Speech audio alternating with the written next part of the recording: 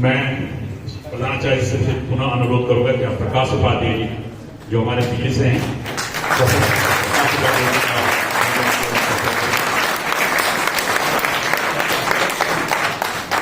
पुनः आपसे अनुरोध है कि आप सर आप पुष्प कुछ बैठ कर दोनों अतिथियों का स्वागत करेंगे।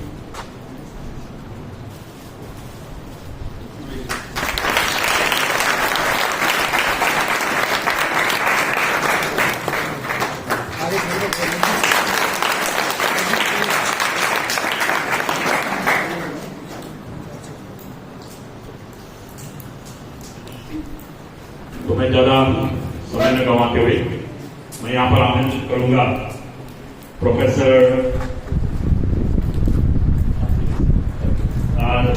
श्री प्रोफेसर विजय पांडे जी निदेशक उत्तराखंड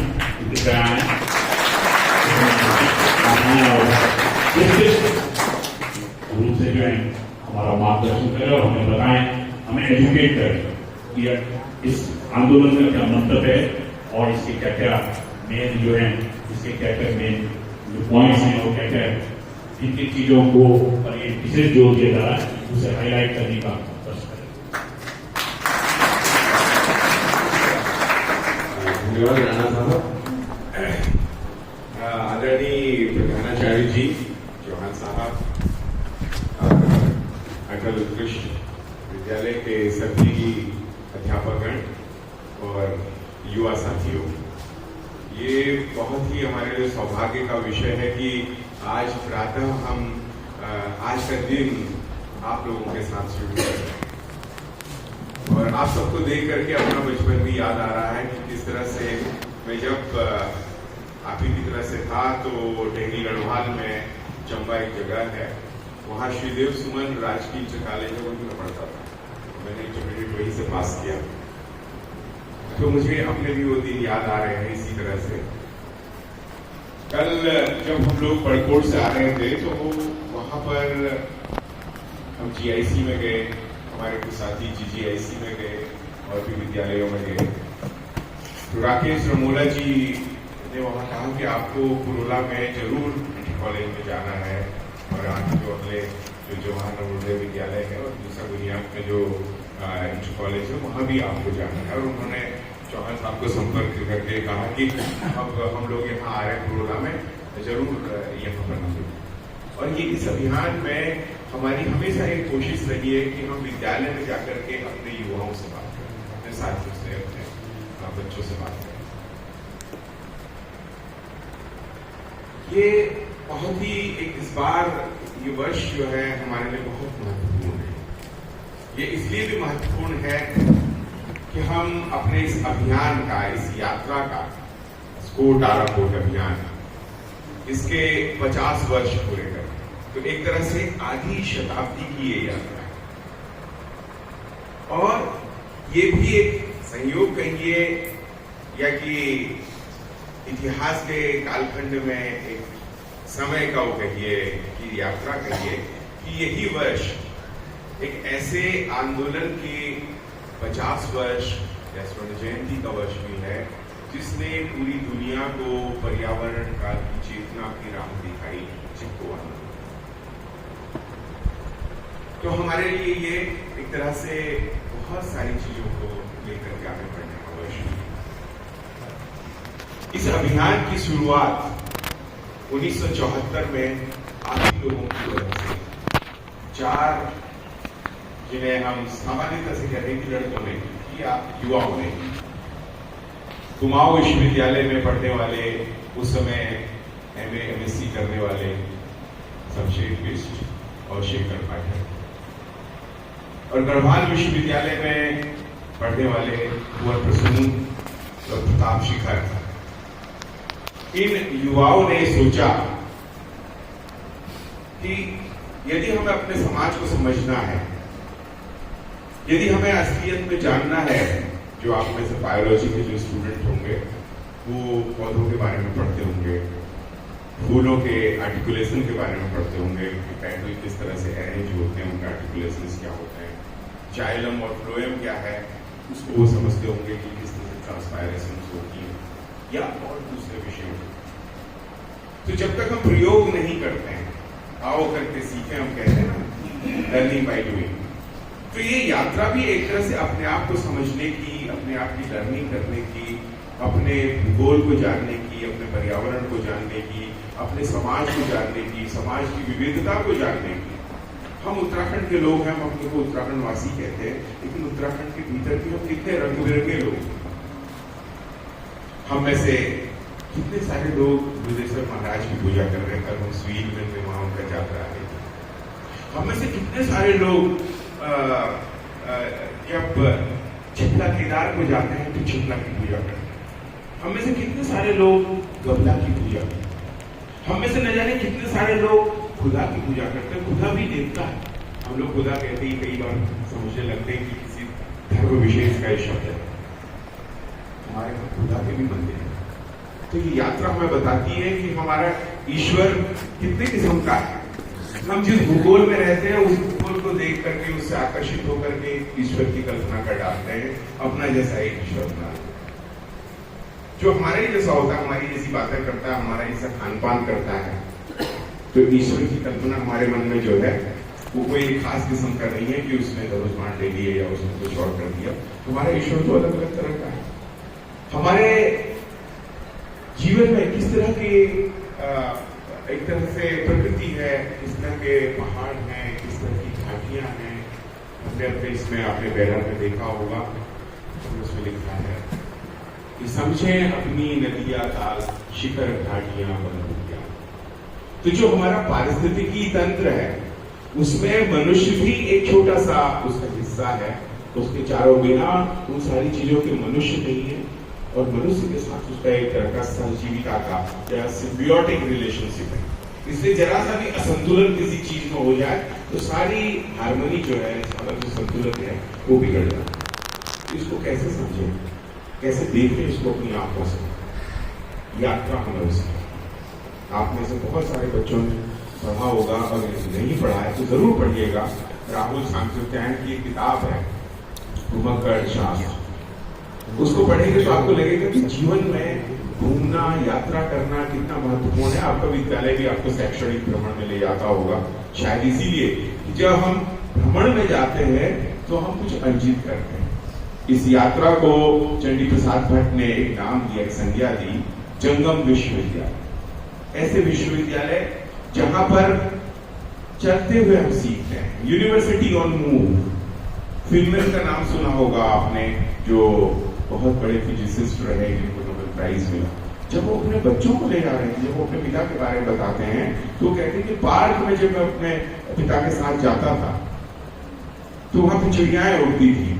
तो हम 3-4 दोस्त होते थे, वो कहते थे कि इसका नाम मैना है, वो कहता था दूसरा नाम नहीं, इसका नाम सिंटोला है, तीसरा कहता था। तो पिता ने कहा चलिए, जानने की जरूरत नहीं कि सिंटोला है, मैना है, जानने की जरूरत है कि ये क्या है, ये उड़ता कैसे, इसका क्या विज्ञान है। हर चिड़िया उड़ती है, चिड़िया का विज्ञान समझना है। नाम तो कुछ भी हो सकता है, आपका नाम दिनेश हो सकता है, मेरा नाम गिरिजा है, उनका नाम प्रकाश है, लेकिन बायोलॉजिकली हम क्या है, वो मोहम्मद हो सकता है, वो डेविड हो सकता है, लेकिन बायोलॉजिकली तो हम सब एक है ना। तो ये जानना, इसको समझना और इस तरह की चेतना को पैदा करना, ये यात्राएं सिखाती। तो 1974 में पहली बार सुंदरलाल बहुगुणा ने इन युवाओं को प्रेरित किया, क्योंकि इनमें से 2 लोग पिंडारी ग्लेशियर की यात्रा में गए, लौट के आए तो उन्होंने खाली ग्लेशियर के बारे में नहीं बल्कि उस घाटी के समाज के बारे में लिखा, वहां की शिक्षा के बारे में लिखा, वहां के स्वास्थ्य के बारे में लिखा, और उस समय देश की जो प्रतिष्ठित पत्रिका थी दिनमान, उसमें वो लेख चला। और जब उस लेख को सुंदरलाल बहुगुणा ने पढ़ा तो उन्होंने कहा हमारे इलाके में ऐसे भी लड़के हैं जो ऐसा इस तरह से लिख सकते हैं, ऐसी यात्राएं करते हैं।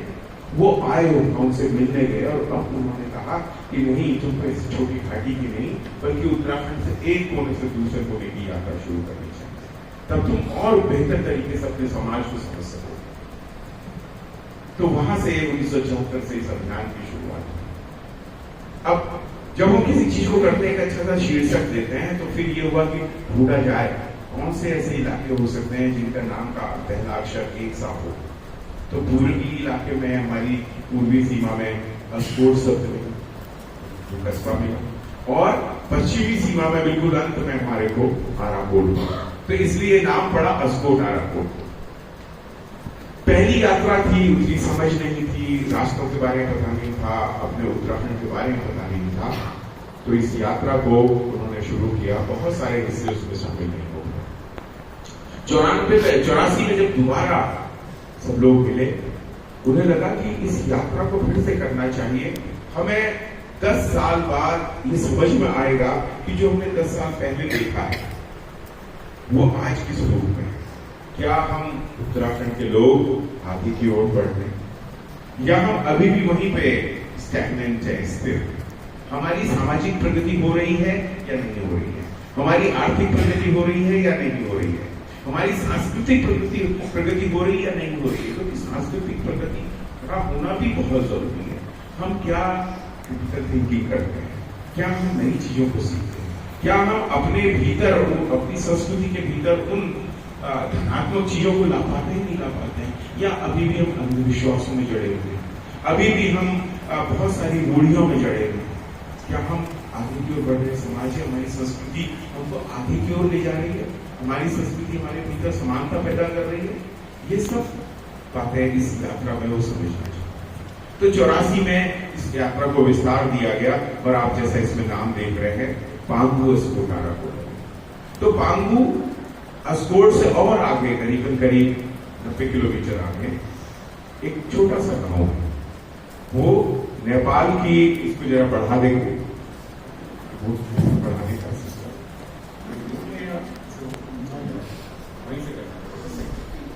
तो ये वो लोग हैं जो आप जो ब्लैक एंड व्हाइट फोटो देख रहे हैं, अब हमारे बीच में नहीं है।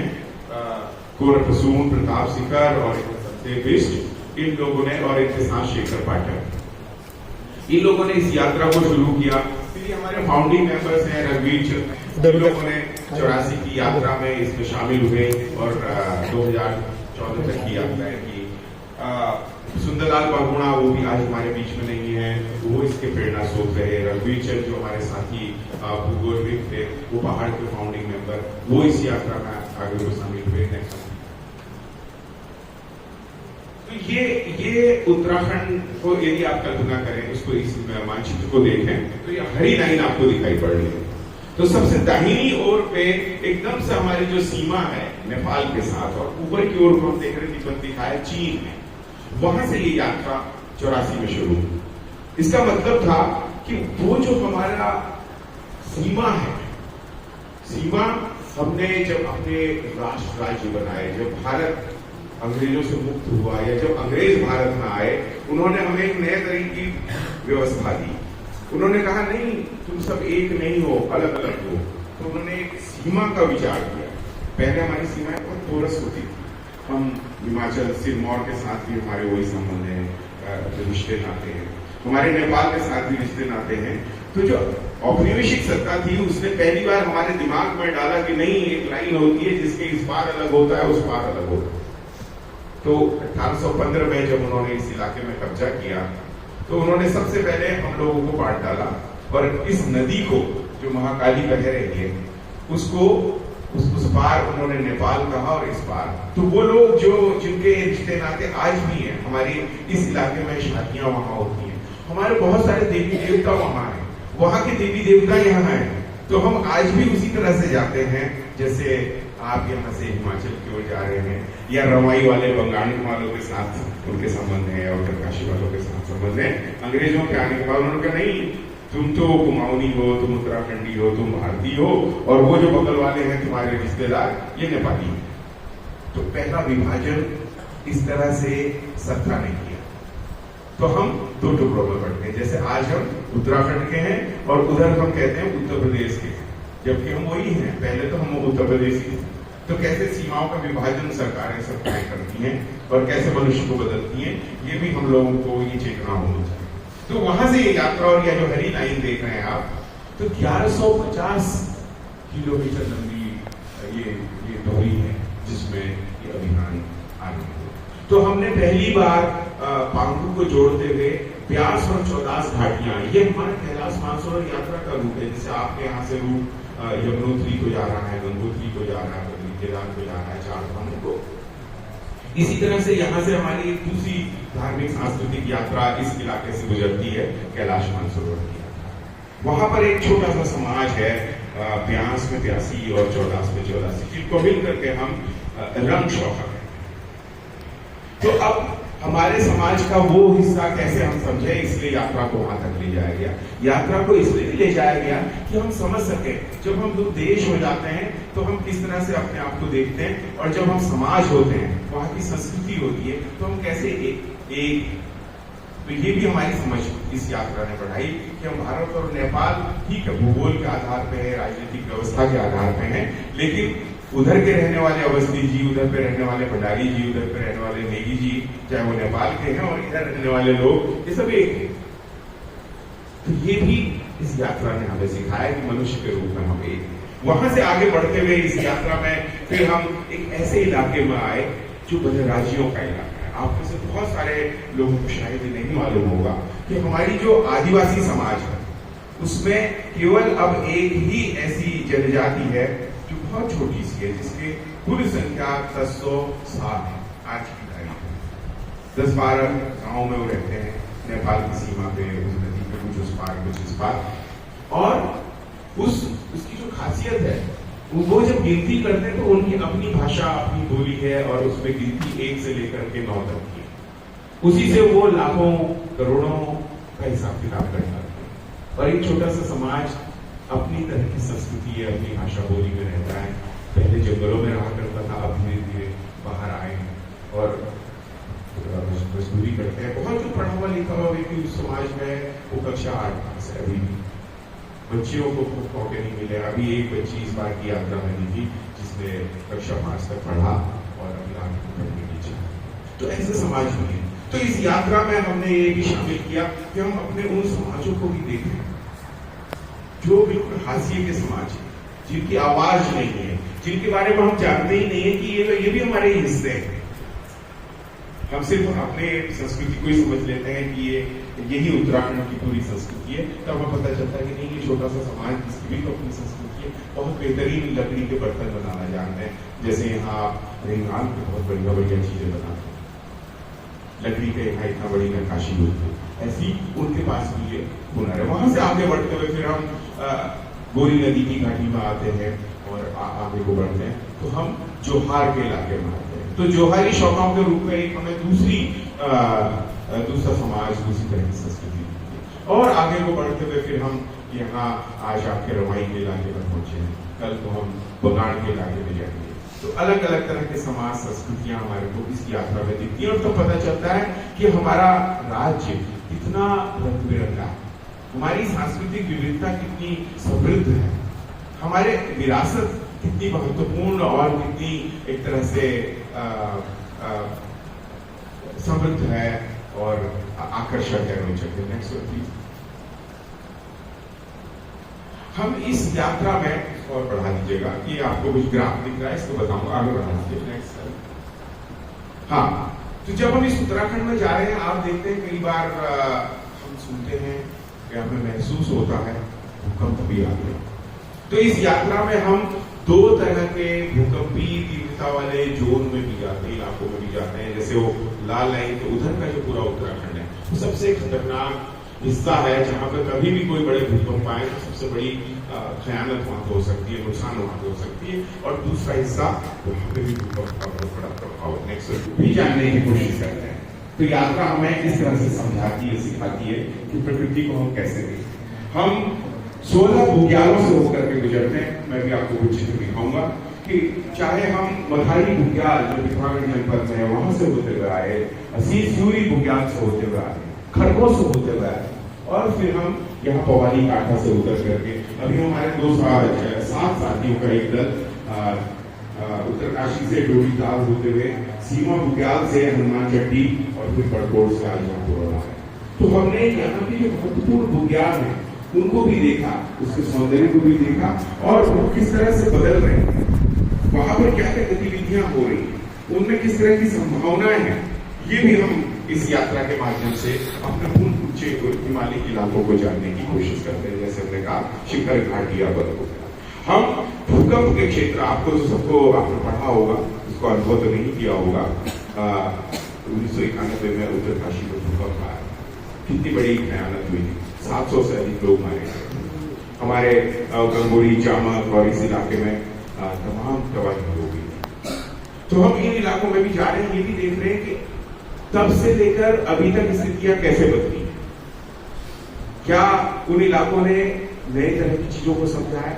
जो मकान बन रहे हैं, क्या वो मकान अब अपने पुराने स्थापत्य के हिसाब से बन रहे हैं, या भूकंप रोधी मकान बन रहे हैं, या अभी भी हम सीधे चिनाई करते जा रहे हैं और सीमेंट लोहा लगा रहे हैं, जो कि फिर खतरनाक हो सकता है। जामक ने हमें इस बात का उदाहरण दिया। 71 लोग जामक में मारे गए थे 91 में। मैं खुद आया था यहाँ पे राहत कार्य के लिए। तो उस समय हमने देखा कि डेयर के कारण जो सीमेंट सरिया उपलब्ध था सस्ते में, उसको हम लोगों ने अपने यहाँ मकान निर्माण में बनाया। हमने ये भी सोचा कि हमारे यहाँ रहकर जैसे मकान है, हमारे यहाँ नंदगांव जैसे मकान है, पुरोला में और इड़क वाले इलाके में कितने सुंदर सुंदर मकान है, क्यों हमारे पूर्वजों ने लकड़ी के मकान बनाए होंगे, ऐसे खूबसूरत मकान बनाए होंगे। आज हमने उस स्थापत्य कला को छोड़ करके अब हम सीमेंट के मकान बना रहे हैं, और उसका नतीजा जामक में दिखा कि जब वो लेंटर नीचे गिरा, परिवार के परिवार उसके अंदर दब के मर गया। तो ये भी यात्रा हमें सिखाती है कि हमारा भूगोल किस तरह के हमारे हैबिटेट को, जो हमारे आवास के स्थान है, उनको बनाने की इजाजत देता है। और जब हम उसके खिलाफ जाते हैं तो हमारे लिए किस तरह से वो जानलेवा साबित होता है। इसी तरह से हमने धार्मिक यात्रा के मार्ग, जैसे मैंने कहा, कैलाश मानसरोवर का मार्ग देखा, हमने गंगोत्री यात्रा का मार्ग देखा, हमने केदारनाथ यात्रा के मार्ग देखे, यात्राओं के मिजाज को देखा।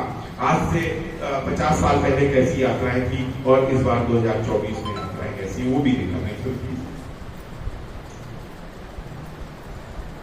और इसमें हम ये भी जानने की कोशिश कर रहे हैं, जब हम पढ़े लिखे लोग इसमें टीम में चल रहे हैं, टोली में चल रहे हैं, तो हमारे यहाँ एंटरप्रेन्योरशिप की क्या स्थिति है, हमारे यहाँ उद्यमिता की, हमारे जितने आप सब लोग पढ़ रहे हैं, आगे जा रहे हैं, जो पढ़ चुके हैं, आज उनके पास रोजगार के क्या अवसर है, हमारा युवा किस तरह से सोच रहा है, वो कहाँ ये रोजगार को तलाश रहा है, उसके सामने बेरोजगारी की चुनौती किस तरह से मुंह खड़ी है, क्या वो इस बारे में सोच रहा है।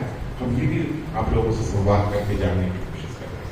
हम साइंस टेक्नोलॉजी को भी देख रहे हैं कि विज्ञान के किन रूपों को हम अपने जीवन में ला चुके हैं, परंपरागत ज्ञान की जो अच्छाइयां हैं उसको हम किस रूप में ला चुके हैं, जैसे मैंने मकान का आपको उदाहरण दिया।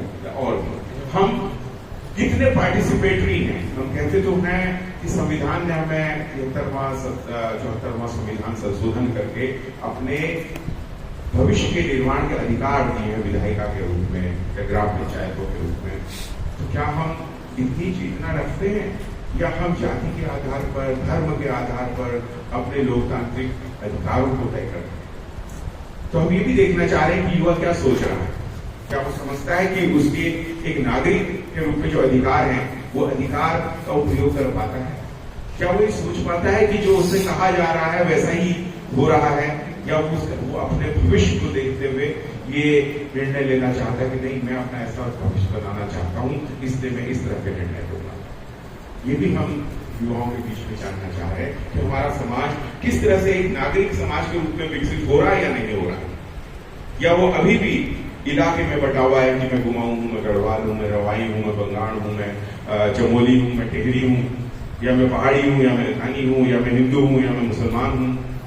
किस तरह से हमारा युवा देखता है, क्या उसके भीतर वैज्ञानिक चेतना है या नहीं है।